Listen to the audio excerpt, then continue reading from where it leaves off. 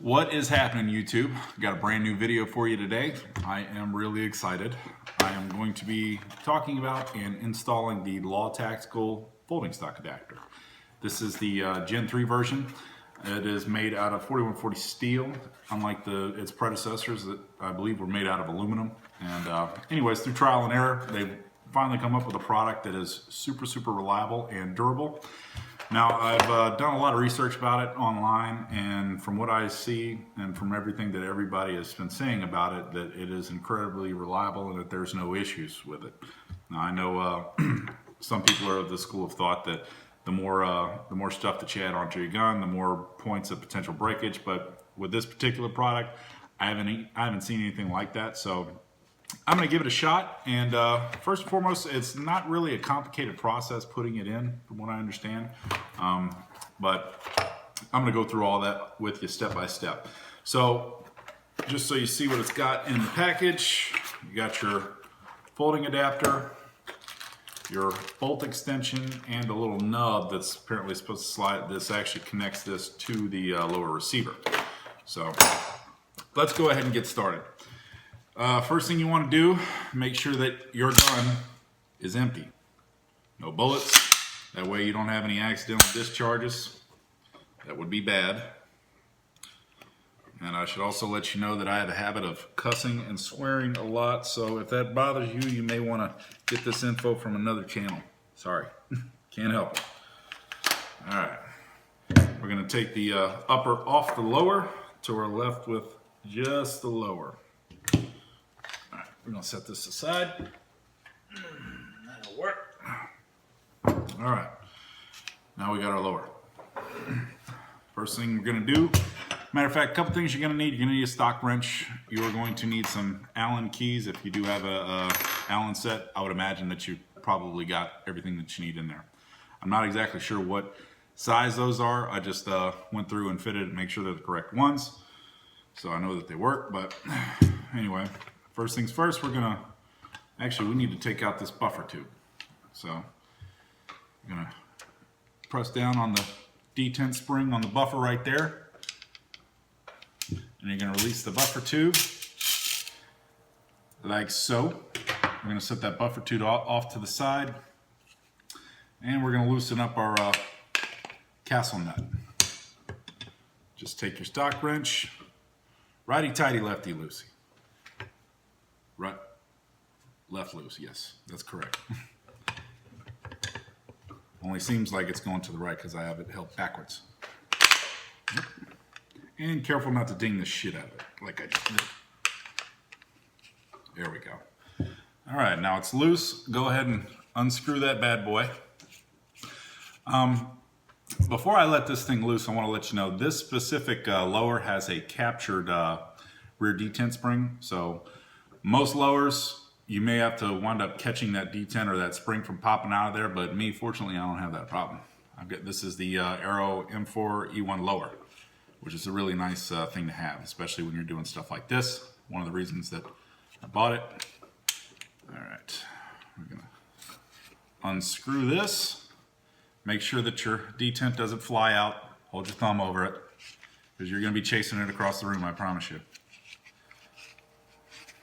And I will try to, whenever I'm going through this, I'll do my best to get an up-close shot of everything that I'm doing. That way I won't miss anything. But yep, you're gonna pull that out, and along with the spring, there you are. I'm going to set that off to the side as well. All right. And in case I didn't tell you earlier, you're going to need to get some, this right here is just regular gun grease, but this is for, you can use Aeroshell or anything like that. I always recommend greasing up your buffer tubes. Anything with threads on it needs either grease, and you can also use Aeroshell like the one on the barrel. That'll work just as well, but you need an anti-seize. The reason that is because most buffer tubes are made out of aluminum, and over time aluminum does tend to corrode a little bit. So if you plan on changing stuff out or anything, and not in the not so immediate future, you may have some problems if you don't grease it up a little bit. So anyway, on to the next thing. We're going to take this contraption right here. All right, you're going to fold it about halfway, like so. and you're going to find the correct Allen key, which I will in a second. Let's see if that's the right one. Maybe not. Maybe that's not the right one. Maybe this is the right one. Nope, that's not the right one. Let's see if this is the right one. This is the right one. All right, now if you can see right there, that's what that little hinge. Do not screw with this hinge bolt. All right, don't touch it. They've already got everything in there exactly how you need it. This one, I believe that is the bottom of the buffer tube retention, but you're not going to need to touch that one either.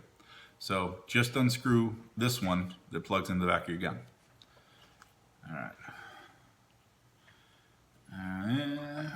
Bear with me. All right, now that you got that, pulled that screw out, you're going to release this, and there's a spring behind it. You're going to pull that part off, and that spring holds tension on this button here. You're going to pull that whole button assembly out, which is only one part. Yep. Bam, just like that, okay? And this side is what we're going to be attaching to the back of our lower. And how we're going to do that, let me show you. You're going to need this part right here, okay? And you will also need this little T-wrench or whatever. Now, something that you need to know, this right here is supposed to bend, okay? I was looking at one of the reviews and this guy was like, man, my wrench bend it. It's supposed to do that. The reason that it does that is you know that you have the correct torque specs on this little nut, all right? So, we're gonna, this right here is gonna go just like that. Now, if you don't have a capture one like mine, then you're gonna have to finagle that spring in there behind it, and it's gonna attach just like that, all right? Now that we have this connected, we're gonna drop this in. Actually, you know what? Before we do that, we're gonna add a little bit of grease to it. That way we don't have any problems. Just a little dab of it will work. And I actually picked that up, I believe I picked that up at Walmart. I don't use this grease for anything other than stock, so it's really not a big deal. Jeff, why if you do build an upper, the only kind of acceptable grease for a barrel is the 33 MS or Aeroshell 64, same damn thing. Do not use any other kind of grease on there, and definitely don't put it in there dry. All right, now we got that, our threads greased up. We are going to attach this to the back just like I had before. All right, make sure it lines up. We're gonna drop this bad boy in there. Get in there, motherfucker. Yeah. And we're gonna just get our threads started. You can see, fits in there just like that, and you're gonna run it down. We're gonna take this, actually we're gonna fold this out a little bit so I can get this in there. All right, there we go, much better. Yep. As I've said before in my other videos, I don't have the hands of a surgeon, so I'm used to banging shit and just kind of manhandling it in there. All right. Well, come on, babe. Come on, get in there. All right, now it's starting to run in. Just be patient. Bear with me. Okay. Now it's starting to tighten down a little bit. All right. Now it's pretty much just a little bit over hand tight. But we're going to take this one, or this thing right here, and you're going to run that bitch in until it starts to flex and bend. See that? That means that it is at the correct specs. All right. Next, you will see a little bitty nut right there, okay? Now what that does is that makes sure, even though it is the correct torque specs, it makes sure that this doesn't back out, all right?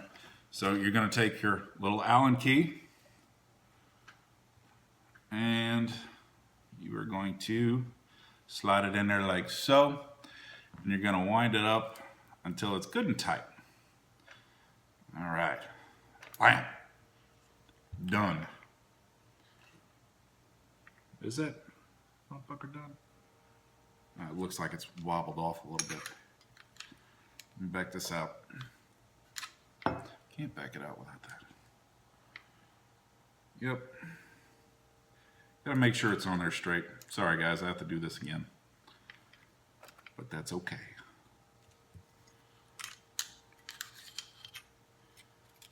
Right. Make sure it's flat and even on all sides whenever you're running it in. Alright.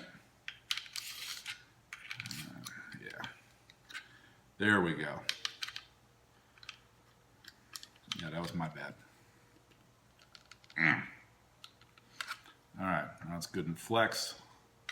So we know that the torque is correct. And now we're back to where it was, and we're going to run that in. This, here we are.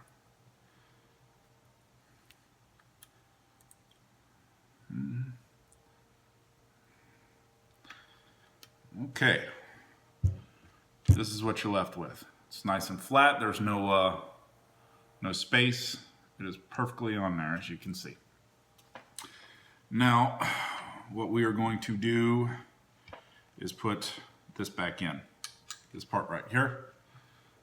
You're gonna push it in there. Make sure y'all can see it on there. Sorry, that right there goes just like that. You're gonna push it on in.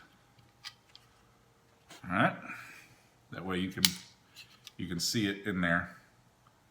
That's what keeps your bolt from flying out. All right, now you're gonna drop your spring in on top of that, like so. If I can find it. And next, you're going to push this back on top of that. Take that bolt that you initially took out, and you're gonna run that one in.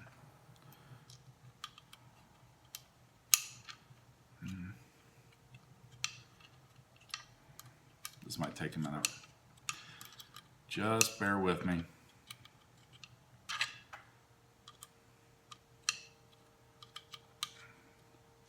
God, I hate Allen keys. They always have the worst luck with them. If you've seen any of my other videos, trying to jam it in there, you know, it's always given me a problem. But this one's going in just nice. Hurry up, you bastard. All right. Now we're going to torque this one down. All right. Yeah. It's on there. Now we're most of the way done. Next, I've actually already greased this one up a little bit. So I'm not too worried about that. But I am going to throw a little bit of grease on here, and basically you're just going to assemble the rest of it just like you would a standard stock. So I'm going to put a little bit of grease in there, then I'm going to put my my spring and detent, and then I'm going to attach the buffer tube. So let's get started on that. Just a little bit of grease. Grease is good. Grease is awesome. I'm a huge fan of greasing everything that you can. Just don't overdo it, I suppose, if that makes any sense. All right, there we are. Now we're going to take our spring and detent, and we're going to hold that in there just like that. But, well, you don't need to hold it in until you get your stock close to it. Okay. Let's get this thing started. Screw it on down.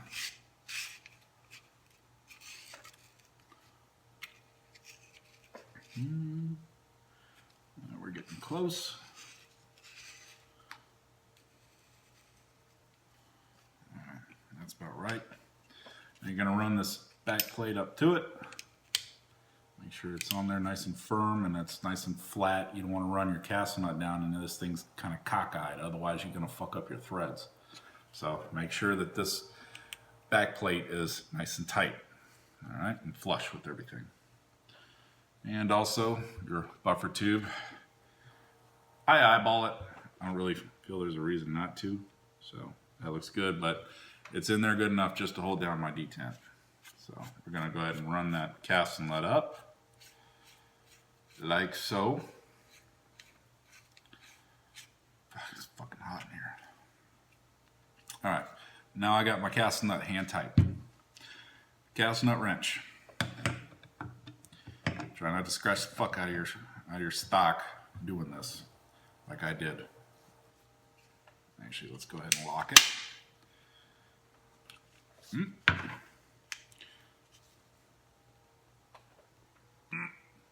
Get on there, bitch. Yeah. It's probably over tightened, but whatever. Can't bitch at me about that because some people stake the damn thing. And we're there. Open it back up. Push in your spring like so. Which, by the way, see that little spider on there? Spikes Tactical Heavy Buffer. If you are running pretty much any gun, that is a great buffer to go with. That buffer weight right there. It's only like 30 bucks. You can find them on sale all the time, and they reduce the recoil. And it also helps your ejection pattern get back out to around the 3 o'clock. Because if you're running a pistol build with a short gas system, sometimes you have a little bit of a problem with overgassing. That corrects it. Or not necessarily corrects it, but at least it counters it, whatever. Anyway, another topic, another discussion. But now we're done. Everything appears to be straight, much as I can tell. Looks good to me. Now, we're going to take our upper, and the last piece, this right here, plugs into the back of the bolt. Voila, just like that. And we're going to reassemble the gun. And, god damn it.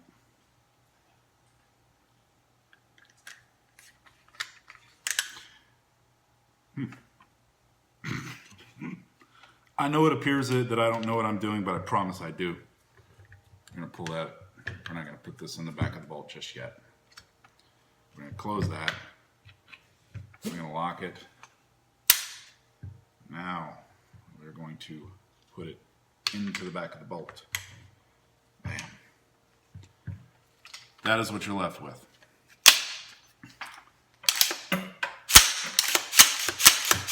Functions wonderfully.